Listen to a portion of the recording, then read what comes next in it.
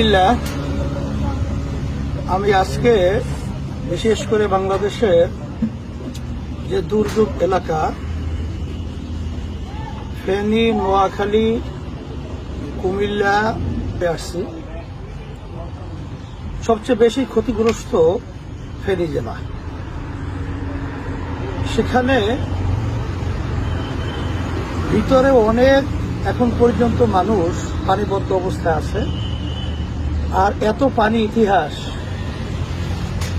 ফেনীর জীবনে বা কেউই কোনোদিন এটা দেখে নাই। হঠাৎ এই কাণ্ড কিভাবে ঘটলো, আমরা যতটুকু মিডিয়া সহ বিভিন্ন পর্যায়ে দেখছি যে আমাদের পাশের রাষ্ট্র ভারত, তামাম দুনিয়ার ইতিহাস হলো পাশের রাষ্ট্রের যে দেশ থাকবে তাদের সাথে সৌহার্দ্যতা, সৌন্দর্যতা এবং সুসম্পর্ক থাকবে, এটাই হলো বাস্তবতা। কিন্তু আমরা যেটা লক্ষ্য করেছি যে আন্তর্জাতিক সম্পূর্ণ আইন অমান্য করে তারা হঠাৎ কোনো ইঙ্গিত বা কোনো কথা না বলেই তারা পানি ছেড়ে দিয়েছে। যেই পানিটা আমাদের দেশের বিভিন্ন জেলায় আজকে আমাদের অনেক ছোট ছোট বাচ্চারা, অনেক মা বোনেরা, অনেক পুরুষ তারা মারা গেছে, অনেকে শাহাদত বরণ করেছে। আমাকে বলতেছিল বাস্তবে একজন যে আমাদের সামনে থেকে মহিলাদেরকে পানির স্রোতে নিয়ে যাচ্ছে, গার্জিয়ানরা স্বামী সহ কেউই ধরে রাখার কোনো সুযোগ পাইছে না। যাই হোক, এই অবস্থায় আমি তো সশরীরে আলহামদুলিল্লাহ এখানে আসলাম, দেখলাম, ত্রাণ বিতরণ করলাম। এখানে আমাদের সকলেই আমাদের যার যেভাবে আল্লাহ তৌফিক দান করছেন সেইভাবে সবাই উদ্যোগ নিয়ে আমাদের এই দুর্গত আমার যারা নাকি অসহায় অবস্থায়, যারা নাকি বন্যা কবলিত কঠিন একটা অবস্থায় দিন রাত্রি যাপন করতেছেন, তাদের পাশে দাঁড়ানোর জন্য আমি আহ্বান করতেছি।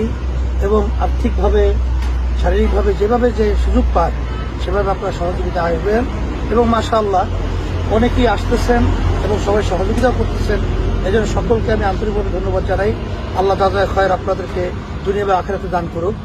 আর সাথে সাথে আমাদের ইসলামী আন্দোলন বাংলাদেশ, জাতীয় উলামা মাশায়েখ আইম্মা পরিষদ এবং অন্যান্য সহযোগী সংগঠন সহ আপনারা সকলেই আমাদের এই ভাইদের, মা বোনদের এবং এই বাচ্চাদের পাশে দাঁড়াবার জন্যে আপনারা সর্বত্র এর সহযোগিতার জন্য আর্থিকভাবে আমার ভাইদের কাছে যাবেন, তাদের কাছে সহযোগিতার জন্য বলবেন।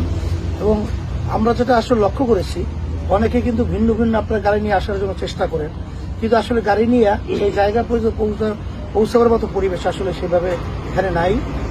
অনেকাংশেই সেটা কিন্তু বিভিন্ন কায়দায় অন্যভাবে পৌঁছে দেওয়া হয়।